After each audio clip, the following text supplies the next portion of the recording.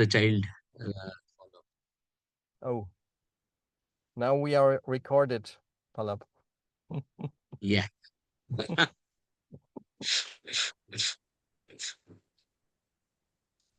I think I am waiting for. Hi, good evening, Dr. Kapalab. Yeah. Good evening. Good evening. Good evening. Sir has also joined. Good evening, Yes. Dawat sir. Doctor. Yes, sir. Good evening. Palab sir, good evening. Good evening. Good evening, sir. Good evening. Welcome. I am waiting for Dr. Jagdish has also joined. Yes, Jagdish sir, good evening. Welcome. Jagdish, you are on mute. Dr. Doug, good evening and welcome. Hi, Dick. Platform. Good evening. Sir, good evening, sir. Rawat, sir. Good evening. Good evening. Good evening. Sir, Jagdish, sir. Good evening, sir. Good evening. Welcome all.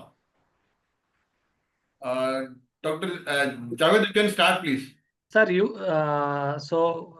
good evening. As usual, every month we organize this online RESPINAR, and we always try to, invite world-renowned authorities on this platform. And this month we have very, very, very important person with us, Dr. Derek. He will be delivering talk on interventional bronchoscopy. So I hand over mic to Rawat sir. He will say a few words about the program. Then we will start the program. Thank you, Dr. Javed, and greetings from IIP NRC. Respected Dr. Goyal, Dr. Shilpa, Dr. Kasi, all my fellow EB colleagues, OB colleagues, and all the delegates who have joined today evening. A warm welcome to all of you. As you are all aware, this is a program where we invite some international faculty, where we discuss some important topics of day-to-day clinical use, and which should be of great use to pediatrician as well as the pulmonologist. We have been doing this program since past about 3 years, and this has been very, very popular and very useful, because we get some very important updates and very some important insights regarding complex pediatric pulmonology problems. So this week we are going to discuss on interventional bronchoscopy. As we all know, bronchoscopy is a very important intervention in pediatric pulmonology, and a lot of new things are coming. A lot of new techniques have come, and we decided that let us update ourselves what is new in horizon in bronchoscopy in the world scene. So I am very thankful to Dr. Dirk, who has agreed to be the faculty this evening for this very important program. And I'm all thankful to Dr. Jagdish Goyal. He has been a past secretary, he's a professor at Jodhpur AIMS, and he is an expert bronchoscopist, and let's hope that his input will be also important, because what we are doing currently in India, he'll try to give an Indian scene, and then we'll try to correlate where we are lagging and what else we have to do. So thank you very much, Dr. Javed, for an excellent initiative. And over to you again to start session. Thank you. Thank you so much, sir. Now I invite Professor Jagdish Goyal. Dr. Jagdish is a renowned pediatric pulmonologist from India. He will be moderator for this session, and I am handing over mic to Dr. Jagdish. Thank you, Dr. Javed. Respected Chairperson, IEP NRC, and other office bearer. So it's my pleasure to introduce today's speaker, Dr. Dek. He's a good friend of mine. And Dr. Dek, I think, doesn't require any introduction in the field of pediatric intervention bronchoscopy. He's a senior physician at University Children's Hospital in Düsseldorf, Germany, specializing in general pediatrics, neonatology, pediatric cardiology, and particularly pediatric pulmonology, allergology, and dysphagia. He currently leads the scientific working group on pediatric pulmonology and pediatric dysphagia. Dr. Dirk's academic and clinical journey reflect over 2 decades of dedicated service and specialization in the field of pediatric medicine and pulmonology. After completing his medical study at Ruhr University, Bochum in 2000 and earning his doctorate in year 2001, he began his career with a fellowship in anesthesiology, including regular service in pediatric emergency care. His transition to pediatrics began in 2005 with fellowship at St. John's Hospital in Duisburg and the Children's Hospital Wessels, uh, and subsequently at University Children's Hospital Dusseldorf, where he completed his fellowship in pediatric pulmonology and served as a senior physician until 2017. From 2018, Dr. Dirk served as department head of pediatric pulmonology, allergology, and the Cystic Fibrosis Center at University Children's Hospital, Erlangen, before returning to Dusseldorf in 2019 to take on his current role. His qualification include board certification in anesthesiology, pediatrics, pediatric pulmonology, allergology. He also holds a postdoctoral lecture qualification earned in June 2024, granting his academic title of associate professor. Dr. Dek has extensive clinical experience and academic leadership continue to advance the field of pediatric pulmonology, allergology, dysphagia, both nationally and internationally. And I came in Dirk's contact when I attended one workshop which was conducted in International Society of Pediatric Respiratory Disease. And few of our Indian colleagues has also attended your workshop, which you conduct dedicatedly for 4 and 5 days. So I know you are on holidays, but I have disturbed you. So sorry for this. So without wasting much time, I would like to invite you for an excellent, I think it would be an excellent eye-opening talk for pediatric pulmonologists in our country. Dirk, please. Okay, Professor Jagdish, thank you very much for this very kind introduction. It is an honor for me to be online, to be invited by you. And I would like to welcome everybody online.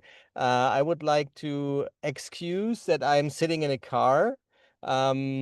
My family, I think they are very happy that they have some time without me, so I can be with you and they can be outside, go for something to eat and not need to discuss a lot with their father and things like that. So I'm very happy to be here. And yeah, it is really it is an honor to be invited and to talk about this. Yes, not new, but I think for the most pediatric pulmonologists, it is a new chapter that was opened a few years ago, that we becoming more and more involved into any interventional procedures. And I would like to share my my screen to share my, I think, and I hope that you can see everything now.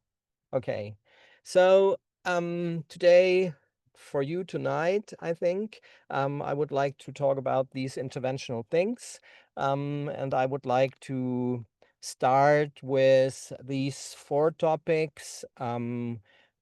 First of all, which is very interesting for us, what kind of access do we need to do some interventional things inside the lung of children? The second thing is, what kind of indications do we have? And I will show you a lot of videos and I hope they will work. I will talk about different techniques and of course about the complications. So first of all, I would like to introduce into this airway access technique. I think more or less the most of you are involved into any flexible bronchoscopy techniques, doing normal procedures, normal diagnostics with flexible bronchoscopy, more or less doing bronchoalveolar lavage a lot of time. And so, as you know, it is always a question, how are you able to get access to the airway of a child? Do you get through the nose? Is the child spontaneously breathing? Do you need a laryngeal mask, or do you need an intubation, an endotracheal tube, or are you working with rigid scopes? So there are so many different things you can go, and how stable is the child? Is the child stable enough to breathe for itself, or do you need any ventilation support? So we have different techniques, what we can do inside the lung. And these techniques depends on how we want to go inside the lung. First of all, we are able to use heat inside the lung, and there we have different procedures. I think well-known procedures historically, it is more or less the laser, which is used normally in the upper airway or in the laryngeal for laryngeal or glottic or subglottic procedures. Of course, there are possibilities to use laser or deeper inside the trachea, but normally it is more or less the larynx where we are using laser techniques. Then we have electrocautery, and this is very interesting because there are a lot of new techniques, there are a lot of new probes which are produced also for the very ultra-thin working channels of the bronchoscopes. So we have, of course, different knives and snares and forceps where we can do debulking or doing biopsies or just cutting tissue away, which is any kind of doing any kind of stenosis. And we have, which is very interesting for us, the APC. This is argon plasma. This is a newer technique using heat inside the lung. And the good thing of argon plasma is that this is a non-touch method. That means the probe you are inside the lung is not touching the tissue. So you are a very short distance to the tissue, and then you are cutting or burning the tissue while using any kind of electrical light which is going over to the tissue. All these different techniques are traditionally used by different specialties, for example, the ENTs or the thoracic surgeons or the pediatric surgeons. And more or less in Europe, these techniques are not so well trained in the pediatric pulmonology thing. So this is something new for us, and therefore we do not have a lot of data about safety and things in children. And then since 2019, we have a new probe, which is produced by the company. It's a German company. It's called Irby. And Irby is producing since 2019 a probe which had an outer diameter of 1.1 millimeter. And since then, the pediatric pulmonologists were able to use these cryo probes inside the ultra-thin working channel of, for example, 3.1 millimeter flexible bronchoscope or smaller bronchoscopes. For example, nowadays we are working with single-use bronchoscopes, for example, from a Chinese company which is called Vatin, and they are producing the smallest flexible scope with 2.6 millimeter outer diameter and a working channel of 1.2 millimeter. And in these working channels, we are now able to put these little cryoprobes inside and do things like debulking or extraction, or we are doing some things like devitalizations. And there are a lot of publications, meanwhile, since 2019, a lot of publications from India, because there are some huge centers who are very big and doing a lot of interventions, and they showed up, their data showed up that this technique is safe and successful. And more or less, of course, this is also very traditionally, we have the balloon dilatation, and we can use balloon dilatation all over the lung. So when we talked about the airway access, we have traditionally the spontaneous breathing technique where we are using flexible scopes over the nose, or we are using laryngeal mask. I showed you something which is called a supraglottic mask. This is a very interesting thing because there is a very small ramp inside the laryngeal mask, and this ramp, it is Yeah, I don't know how I can explain the word ramp to you. Maybe if you're interested in sport and if you're interested in skiing, there is once a year a possibility to make a ski diving or a ski flying technique. So the skiers are running down a ramp and then flowing inside, flying inside. And they can look how far they can fly. And they are using a ramp. And this ramp inside the supraglottic mask is very interesting because you can easily move forward the flexible scope without maneuver, without using your technique to get inside. This ramp helps you just to get as fast as possible inside the lung while the scope is ramping over this little plastic. So this is a very interesting device, and the other interesting device is, of course, the very traditional rigid bronchoscope. There is a friend from India, Damarayu, Professor Damarayu, and me. We published systematic review about how we are using these rigid scopes with these different techniques. And these are just two examples where you can see the blue circle is a rigid scope. It is just inside the trachea for ventilating. And then we are moving forward the flexible scopes inside. We are able to move the cryoprobes beneath or the cryoprobes inside, or we have to use the bronchal blocker inside or beneath the flexible scope. I will show you later on, but these are more or less the two techniques where you are able to do the interventions. And this is very interesting for you because you have to think about what kind of complications are occurring to the interventions, and to manage complications means to be as fast as possible back inside the lung, and therefore it is sometimes very interesting to know what kind of access you have. So there is an interesting publication about this. Was from China 2 years, 3 years ago, and it was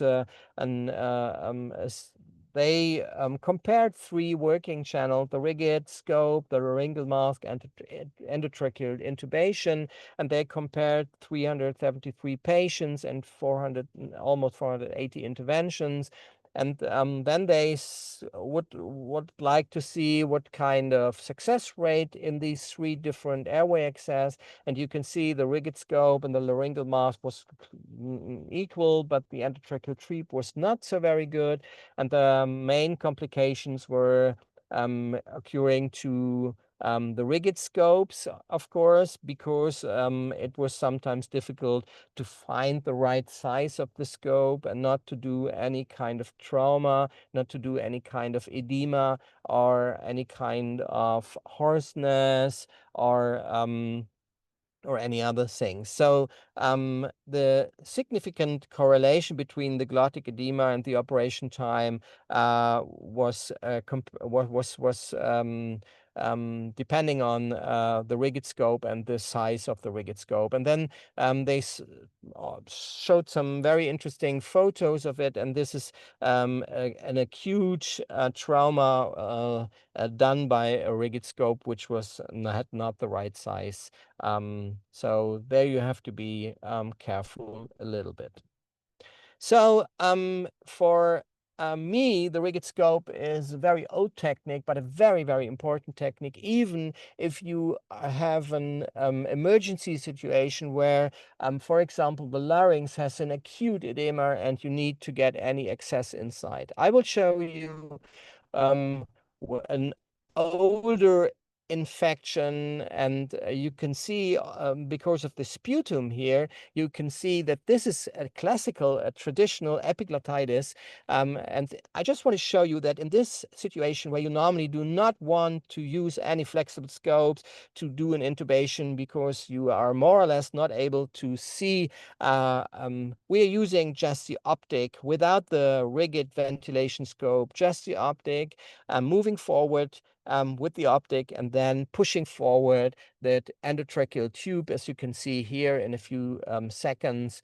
I hope this video is working good for you. And we are screwing the endotracheal tube through the epiglottis inside. So sometimes these old techniques are very, very interesting for you to handle any emergency situations.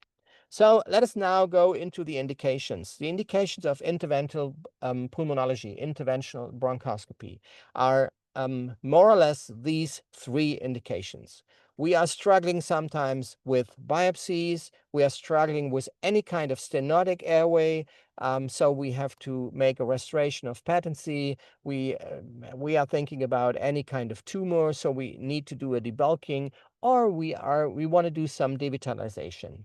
And more or less, you are sometimes be involved in any kind of foreign body removal. So these are the three indications for doing interventional pulmonology. And now I'll start with the biopsy things. So more or less, it is a technique which we have to do because of any unknown parenchymal disease, like you can see here in these different CT scans of the lung. On the left side, this is a GLIT. This is a child with an immunodeficiency and an interstitial lung disease leading after this immunodeficiency. So there we have to know what kind of interstitial lung is it here. And on the right side, we see some very rare fibroelastosis, which is also a kind of interstitial lung disease. So we need these kind of biopsies here in these special cases. In the middle, you see the catheter, which is doing the biopsy, and this is called a transbronchial biopsy because you are moving forward the catheter. You're not seeing it. It is not in your optic. You cannot see where the catheter is. So you need the fluoroscopy to see where the catheter is, and you want to go as fast as possible, as far away as possible into the parenchyma, and you normally move 1.5 to 2.0 centimeter away from the pleura, and then you can do the biopsy over there. And then you have different possibilities. Here you can see this is a pro-inflammatory tumor, and this is a very classical forceps biopsy. This is a close endobronchial biopsy because this is on the left main bronchus, and you can see here the forceps is running through the working channel. This is easy. There is an easy access, and you can see what you are doing over there. And then you can imagine this is an inflammatory tumor. If you are doing the biopsy, this will start bleeding a lot. And nowadays, there is a second technique. This is a cryoprobe, a 1.1 millimeter, and this is an 8-month-old child with a non-Langerhans cell histocytosis. You can see on the right main bronchus the tumor, and we want to make a biopsy from this tumor. We want to make a debulking. So we are freezing these tissue here, and the freezing process makes a huge biopsy. Comparing to the forceps biopsy, the biopsies of the cryoprobe is 4 to 5 times bigger. And you see now, if you need something about now you can see the freezing process. It is 2 to 3 to 4 seconds. You are freezing the tissue, and then you are pulling it outside very fast, so that the biopsy is at the probe, and you can work with it later on. So these are the both technique of the endobronchial biopsies. And if you want to do the transbronchial biopsies, you are also able to do it with the forceps, of course, and you can do it with a cryoprobe nowadays, which is a little bit more modern, but it depends a little bit on the severe illness of the child. So, for example, we know now that for the transbronchial biopsies, the forceps biopsies are a little bit more safe because they are not so often leading to a pneumothorax or a bleeding, but the forceps biopsy is very small, and there is a possibility that the diagnostic yield of this forceps is less, and you are not leading not to the diagnosis of the parenchymal disease. So therefore, you have to think about, what do you need? Do you know what's inside the lung? Have you already a suspected diagnosis or not? So therefore, in Europe, it is a little bit like if you are doing transbronchial biopsies only because of a surveillance, for example, after lung transplant, it is well enough to do it with the forceps. But if you have unknown diffuse parenchymal diseases, you would prefer to do it with a cryoprobe. And to help or to be protected, not to do to have such a severe bleeding, you are using these blocker systems here on the left side, which is called an ARNT blocker or a bronchus blocker. I will show you later on. So let's go to the next thing, the restoration of the airway patency. And I will show you now different reasons why you want to restore, why you want to open up the lumen. Here you can see a reconstructed, on the left side, a reconstructed CT scan. You see that there is a subglottic stenotic area, which you want to open up. And here in the middle, you can see that there is a tumor inside the left main bronchus. And on the right side, you see there is something else that led to a hyperinflation on the left side and the movement of the heart to the right side. So these are maybe reasons for you to make a restoration. And I will introduce you a little Turkish child, which had an emergency intubation because of a severe pneumonia, and the anesthesia, which did the intubation, make a trauma subglottic, and the child was coming with a biphasic stridor, and I hope that you can hear it.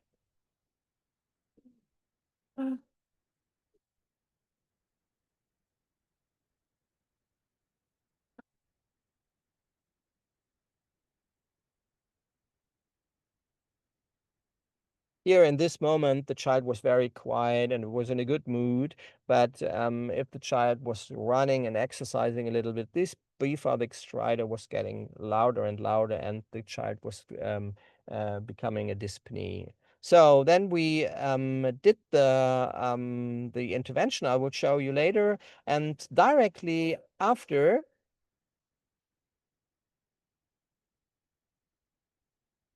you can hear again. The interesting thing is that after the intervention, there was a kind of 15 to 20 hours where the child was without stridor. Then the stridor came back, and now we were 3 weeks after. I'm sorry, the video is not running, but you can hear the child, or you cannot hear it.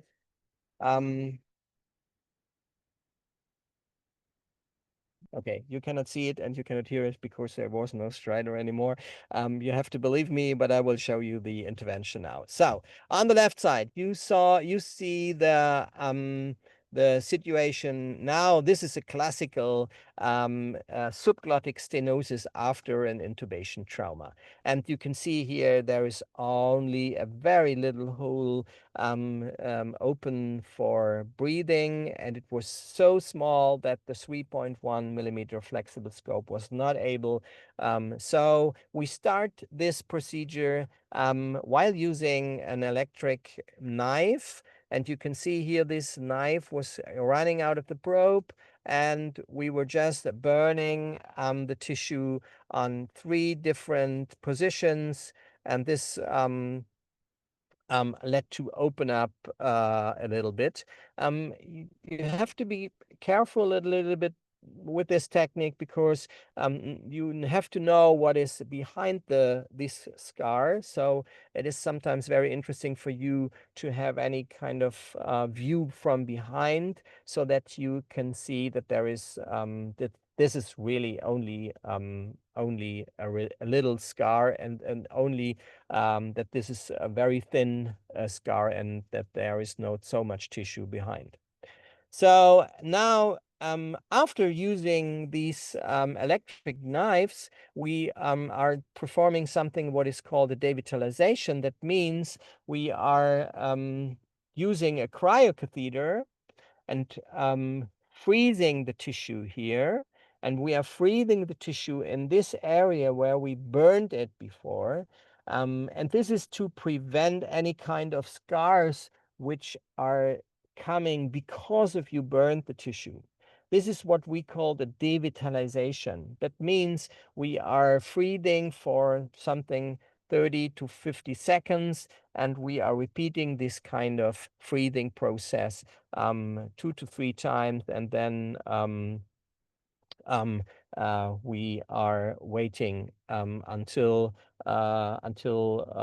this wound healing process is finished. And this is the reason this freezing devitalization led to an edema, and this edema needs a few hours to be there, and then the child starts getting a stridor anyway.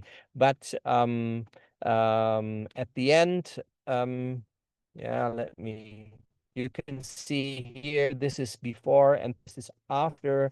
You can see that we are opened up the subglottic area very good with this, and now we have a possibility to repeat these processes again if we want, or just using the balloon dilatation to open it up a little bit more.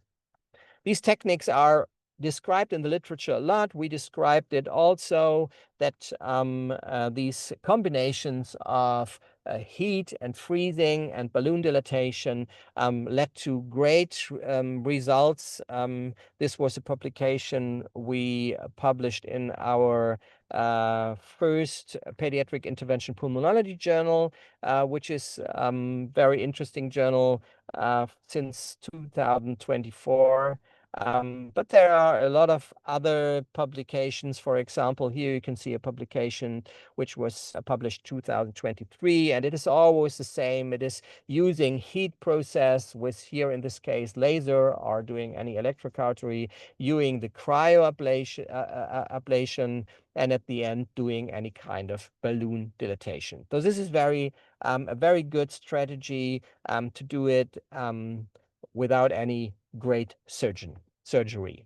And you can do these cryoablation also with granulation tissue. This is granulation tissue because of a tracheal cannula, and you see the end of the cannula here, and you can see the cryocatheter, you see the granulation tissue, and then there is this freezing process, and then you pull this catheter out and you get this granulation tissue out, and then you can repeat it very good, and there is not so much scar building after this cryo extraction.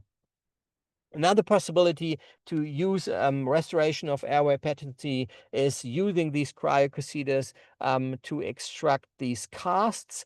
I think you know plastic bronchitis, or you know these casts in children with cardiac diseases like in Fontan circulation. And this is a very old story of pediatric pulmonology, I think, and a very frustrating story, because we try to use different medication, we try to use different fibrolytic medication, or things like that, and nothing really worked very good.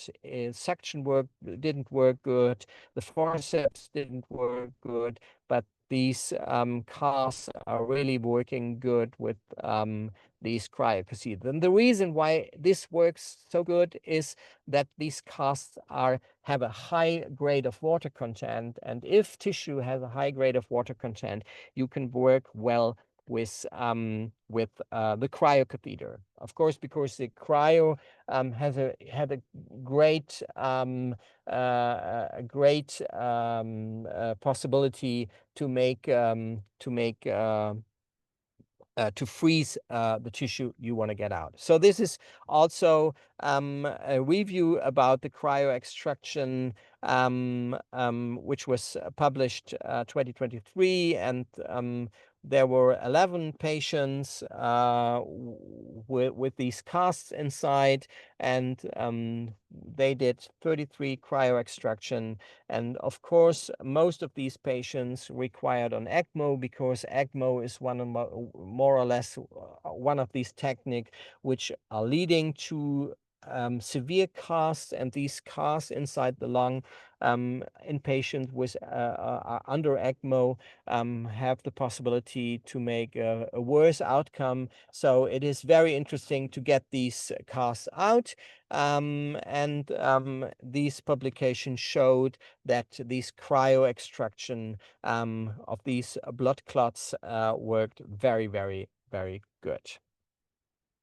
This is also a very interesting publication from the US, also published 2023. All these children were on ECMO, and you can see here that if the pediatric pulmonologists were able to get these casts out, the duration on ECMO after the cryotherapy was very short, and they can get the children back into normal ventilation. And if it fails, these children were dying because of these casts and because of the impossibility to get these children back into normal mechanical ventilation again. So I would like to show you a wonderful technique of these cryocatheters now, which is also called devitalization. This is a child with a very severe juvenile onset papillomatosis, and you see these papilloma nodules here all over the lung. This is a very severe illness in Europe. It is more or less historic because due to the vaccination, we do not see so much children with papillomatosis, but this was one of the children with respiratory papillomatosis. So the lower airway was filled up with these nodules here.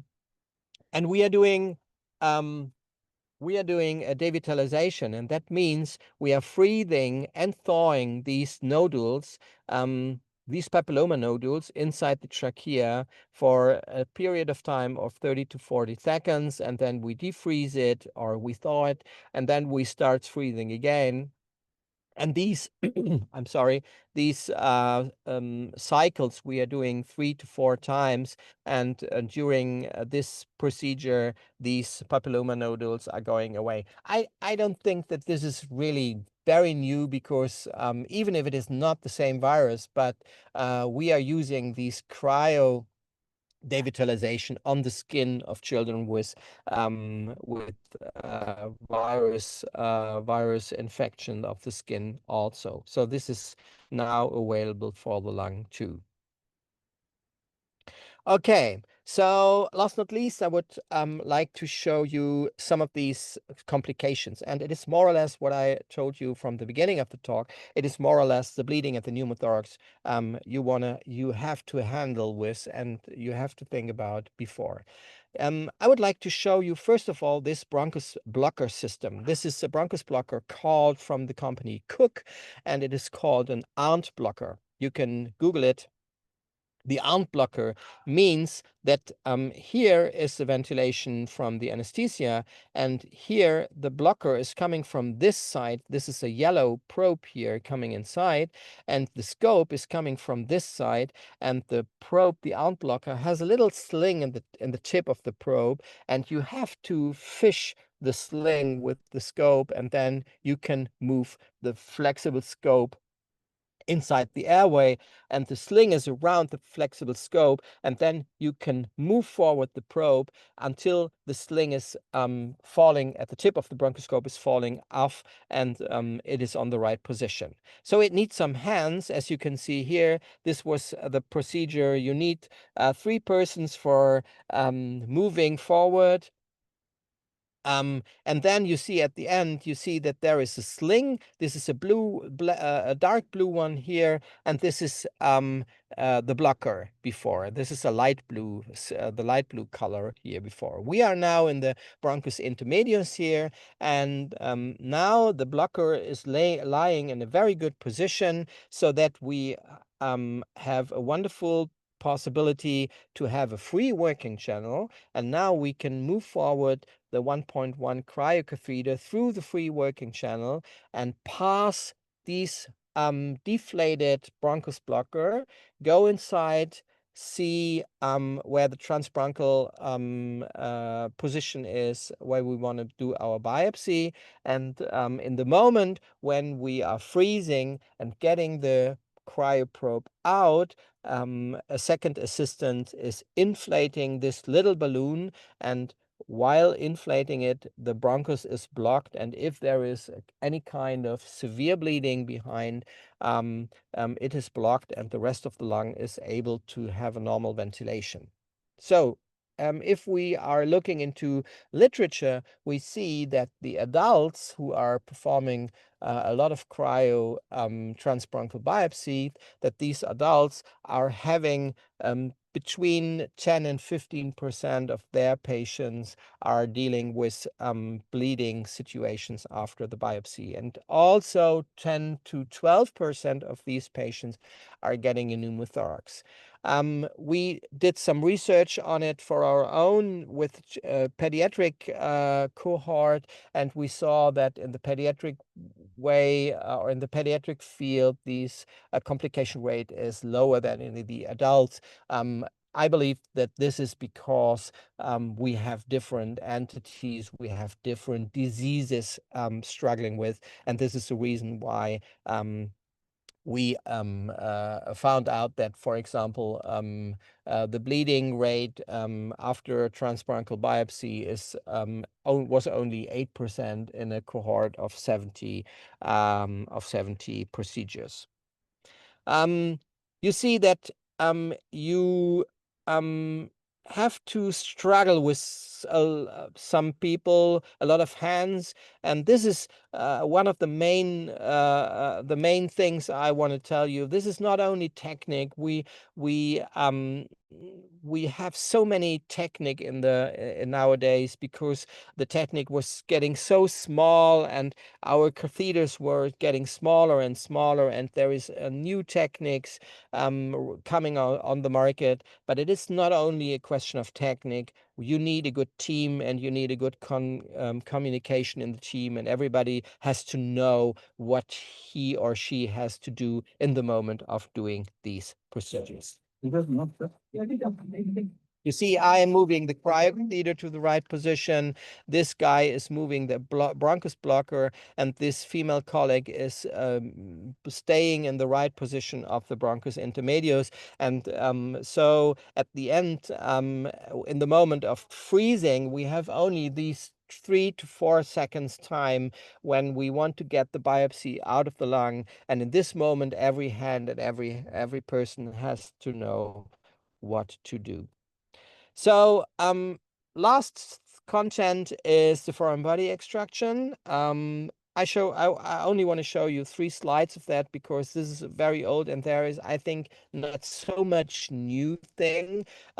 You see here Gustav Kilian, who performed the first rigid endoscopy in the trachea of a butcher.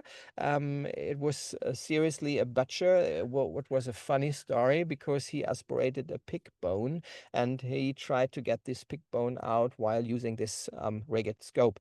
And in the meanwhile, we have two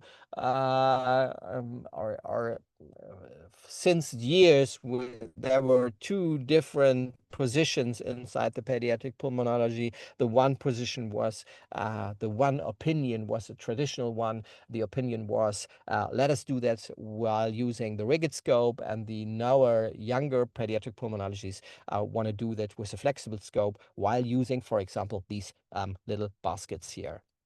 So here, this is a just to show you a video with a walnut inside the right bronchus intermedius, and you will see this is a very interesting. I'm moving forward the basket, which is stone retrieval basket, formerly produced for making stones from the urogenital tract, but now you can buy these very good. You have 4 slings, and then you try to get these foreign body inside. I'm sometimes shivering a little bit so that the foreign body is falling into it, and then I fixed it and get it out. We also read a lot of research on these two different techniques, the rigid technique and the flexible technique, and we are very lucky to tell you that there is no significant difference in complications rates between the rigid and the flexible one. The only thing is the main thing we want to tell you that we saw that the complication rate was lower in the group of people who did their best experience technique and not using technique they are not so experienced. And so you can do it in both ways, I think. So at the end, you can see both techniques, the flexible one and the rigid one. And I strongly believe that we need to get back into the rigid scopes and into the rigid techniques because of dealing with complications and of doing some interventions. So never forget that we have not only the flexible things, we have also the rigid things. And now I come to an end. I talked too long, I think, but yeah, I would like to thank you for your attendance. Thank you, Dave, for an excellent talk and an eye-opener thing for intervention pediatric pulmonology. And I think it's a time for questions. So one of the question from the Krishna, he's from Bhubaneswar.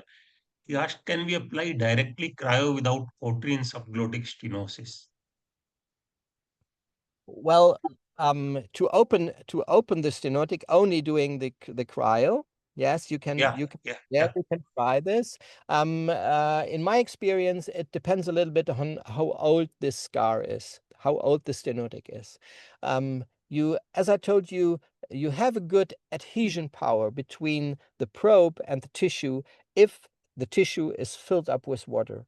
And that means if the stenotic, if the scar is very old, then there is not so much water content into the tissue. This is only collagen inside, and there is not so much blood, there is not so much whatever kind, and then the cryosing is, in my experience, not working good. But if you are reaching the scar very, very fresh, for example, in the first 6 to 8 weeks after the intubation trauma, for example, then cryo is working very good. But if the scars are old, then there is a possibility that you need electro opener to do, and you are not able to do it only with cryo, in my experience. Thank you. Great. Now, another participant asked, do we need to do a check scopy after opening up the subglottic area, or just clinical improvement is good enough? If yes, then after how much time would you like to repeat the bronchoscopy? Yeah, because of these post-interventional edema, I would recommend to let the child being on your ward for another 24 hours. So one day after your intervention, you want to see what happened with the stridor, and then you can send the child back home. But I would recommend you to make a controlled bronchoscopy 3 to 4 weeks after to see what happens. Not only the symptoms. I think it's very interesting to see what is the rebuilding, what is the wound healing, and how open up is it. And just to answer the question, do I need more interventions after? Okay. Now, one question is regarding any role of, means which technique is better, devitalization or balloon dilatation, particularly for the subglottic stenosis? Well, I cannot answer this question because we don't have so much data on it. This is what I tell you. This is a one-man experience in the moment, and I think we have to collect more data to see what is the best technique to do. For my first since 2019, since we have this cryocatheter, it was my first time in my life I start doing treating subglottic stenosis for the first time. This was at a time. I don't know how I can. This was a new generation in my. This was a new thing in my head. I never did it before. Before 2019, I always sent these children to the ENTs and asked them to do any kind of open up these stenosis. And then I started. And I have very good experience in this devitalization after doing intervention. And I saw that the possibility that there will be a restenosis because you are doing intervention, that the risk is very low if you are using the devitalization technique. So I believe that this is very good, but this is one-man experience. Yeah. So I think in India also, I mean, most of our subglottic stenosis patients are being treated by ENT colleagues. So yes, but I think this technique might play vital role for means patients. So now one question is regarding any role of local mitomycin to prevent recurrences, means particularly for subglottics. Yeah. Since we are doing the devitalization, I do not use more mitomycin anymore. Even for the papillomatosis, even for anything like that, it is just doing the devitalization. And as I told you, I don't see any scars because of my interventions anymore. So I am not sure if there aren't any indication that need, for example, mitomycin, but I believe that these kind of special medication, also these chlor acid, for example, where we sometimes perform these chlor acid to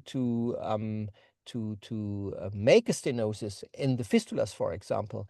I believe that there are now different techniques where you can where you don't need this special kind of medication.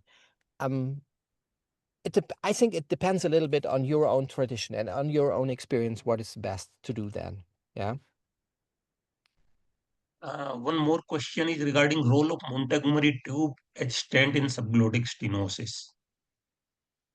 Any role of Montgomery tube for tube as a stent in subglottic stenosis? Yeah, It's a tracheostomy kind of tube, Montgomery tube, which is having connection. So do you have some experience regarding this? Oh no, I'm very sorry. I don't have experience to this specific question. Okay.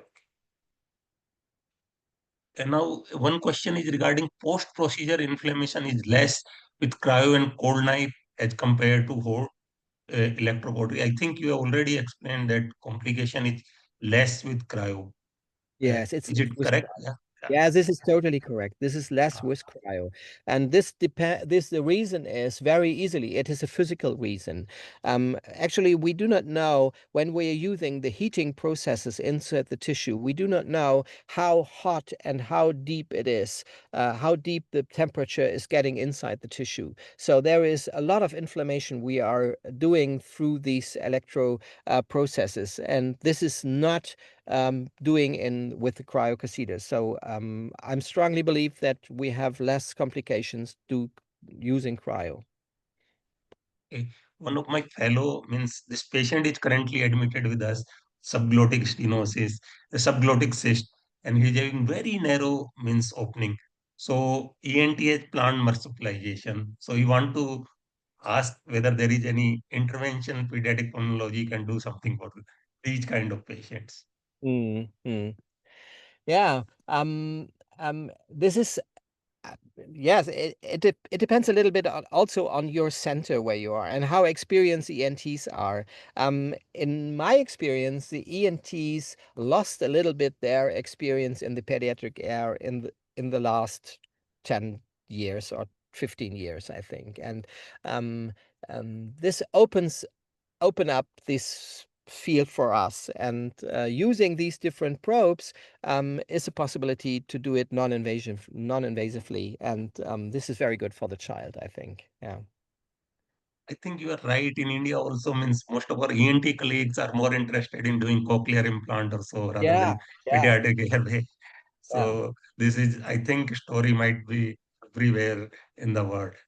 And one of the question regarding using intervention for old stenosis versus post-TB lung disease, because in India we are having tuberculosis is prevalent and post-tuberculosis stenosis is quite common in our country. Yeah. So, means, Yeah. do you So have any experience? I yeah, know in your center you might not be seeing patient with post-TB, but few of the patient might be referred to you. yes, I can imagine that these disease is not so very common in Europe comparing to India. But I have 15 to 20 cases per year. This is all what I have. 15 to 20 cases per year where I have to open up these lymph nodules, and I'm normally open up these lymph nodules while using the cryocatheter and to make any kind of cryo extraction, and that means to freezing the tissue, then to open the tissue, and then getting these little material, these casts, these tuberculosis casts out. So I believe this is very good. In the past history, we normally use forceps to open these lymph nodules, but I think it is. Yeah, it is better to using the cryo therefore, and it is possible to use. Yeah, so to have post TB to struggle with post TB stenosis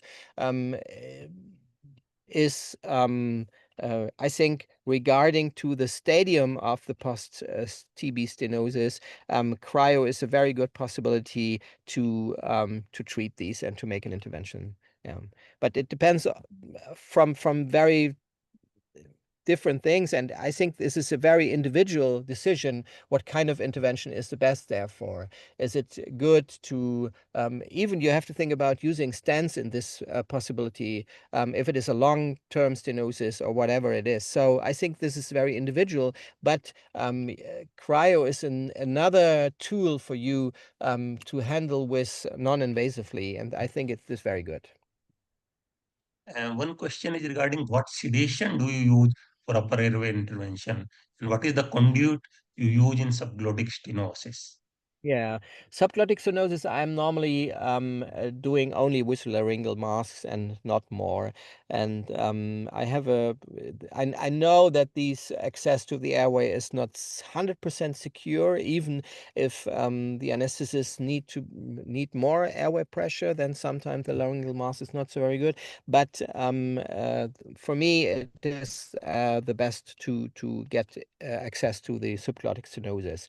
If I'm using transbronchial biopsies, I'm very clear with it. I'm using the rigid scopes as a ventilation scope. So I bring it into the trachea, let it lay down in the trachea, and then moving the flexible scopes over the rigid one, as you saw on the last slide. And then, of course, I need the full narcosis. I need relaxants. I need all of these narcosis that the child has no possibility to make any coughing.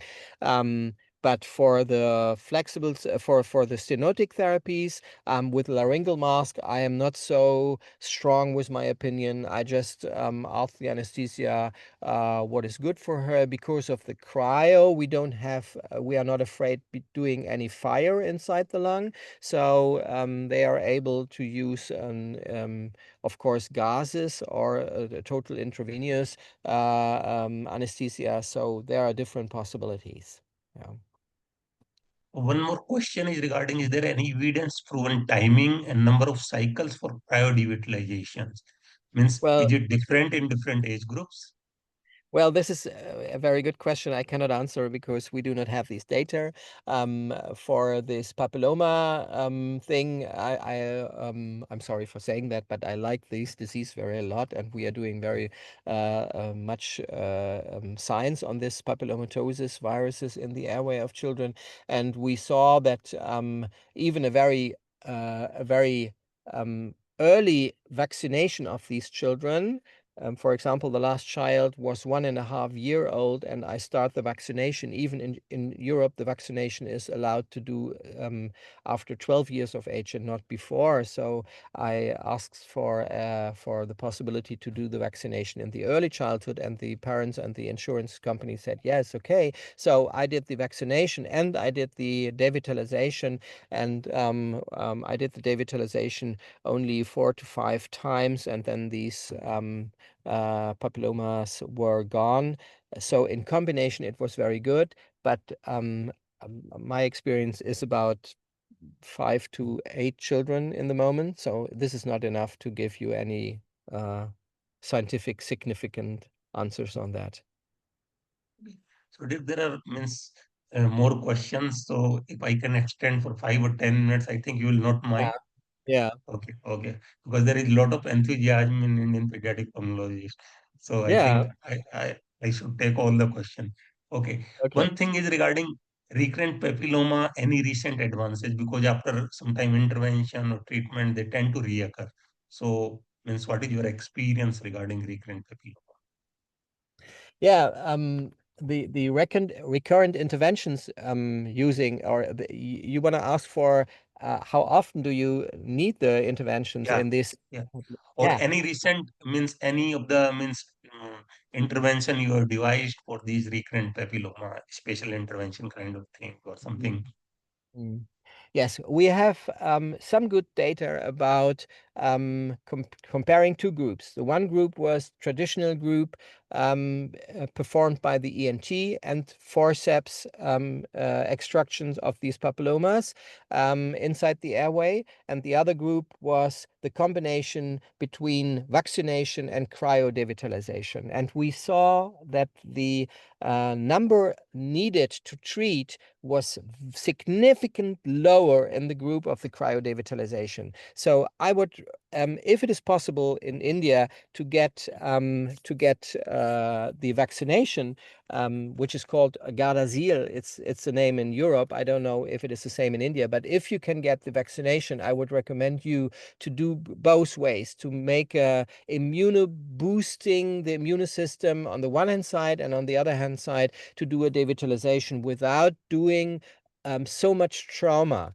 The forceps, to do forceps getting these papilloma out, led in 10% of these children to so much trauma that the children need a tracheal cannula after, because there is no more glottic movement and things like that. So I believe that this is a game changer. One But of of the course, I cannot say, participants, please, yeah, only one word. yeah. Of course, I cannot say that how many times you have to do it in your child you are sitting in front of. So it depends. I think the disease is not understand until today, and so it depends on a lot of facts. But we comparing these two groups, we saw that this was significantly lower. Yeah. Yeah. So one of the participants who was trained with you in a course of intervention and he started doing foreign body. So his query is regarding biopsy. So how often you come across the bleeding and how you are able to stop or manage it? Yeah. Okay. So, I think first of all, you need a good team. Second, you need a good conversation. This is what I talked to you. You need normally 3 persons to do the interventions, and you have to know that in almost 10% of the children using transbronchial biopsies, they have the possibility of bleeding. And in these cases, you need as fast as possible access to the airway. So in the moment when you're pulling out your bronchoscope, where the cryocatheter or your forceps is inside the working channel, you have to get out of the airway completely. and then you have a black hole, which depends on you and your team and how good you are, how many seconds you need to get back into the lung. And what I normally do is I try to work with 2 scopes. And there is, for example, if you do not have 2 flexible reusable scopes because they are too expensive, you can use 2 single scopes, and you can split the screen, and you have 2 single-use scopes from Ambu or Watin or whatever, and then you have your assistants next to you. You pull out one scope, and in the moment you have it outside, you go inside with the second scope just to see if there is bleeding or not. Then you have 2 possibilities to handle bleeding. The first possibility is just suck. You have to suck as powerful as possible so that in the peripheric, the bronchi are closing because of your suction. And while they are closing, normally the bleeding stops. The second possibility is to work with these aunt blockers I show you, and then inflate the aunt blocker so that the bronchus is blocked, and then you have time to do, for example, only with one scope, go inside again, deflate it a little bit, look if the blood is coming up to you or not. If it is coming up, just suck it out, and then you can think about if it is only a surface bleeding, you can work with ice water, you can work with tranexam acid, you can work with these things, with epinephrine, of course, but more or less, I think for severe bleedings, the suction is the best you can do. One of participants want to know about the bronchoscopy size, working channel, and cryoprobe, which we are commonly using for pediatric procedures.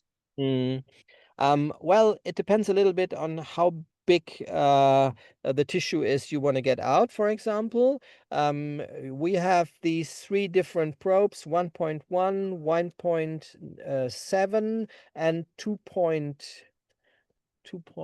I don't have the big one, but for the adults, I think it's 2.5 millimeters, but I'm not sure the biggest one. You can freeze a huge tissue with these bigger ones, but for the I only work with the 1.1 and 1.9 millimeter. The 1.9 millimeter probe I'm using for subglottic stenosis, for example, and the 1.1 I'm using for transbronchial biopsies because, of course, I'm afraid of any bleeding, and I know if I have too much damage in the tissue, the bleeding risk is higher. So therefore, I'm using the 1.1 probes for biopsies only, and the diagnostic yield is fantastic. We have diagnostic yield which is almost 100%, even using this 1.1 catheter.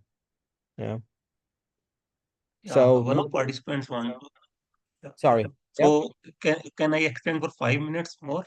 I think all question might be covered if you are having time, or should we conclude? Yeah, well, can we maybe we can do another 5 minutes? Is it okay? Yeah. So one of the participants want to know how do you compare electrocautery and APC for subglottic stenosis management? Yeah, the difference is that the electrocautery is a touch method and the APC is a non-touch technique. This is the difference. And that means, first of all, you have to think about what is available in your center. APC is a very expensive thing comparing to electrocautery. And the second thing is you sometimes you can handle the electrocautery needle a little better because you have resistance, you feel the resistance while moving it inside your flexible scope, and you feel the resistance, and you don't feel the resistance very good if you're using it in a non-touchable thing. So therefore, I think it depends a little bit on your own training. So if you want to do stenotic things, just train yourself while using any animal meet before and try to see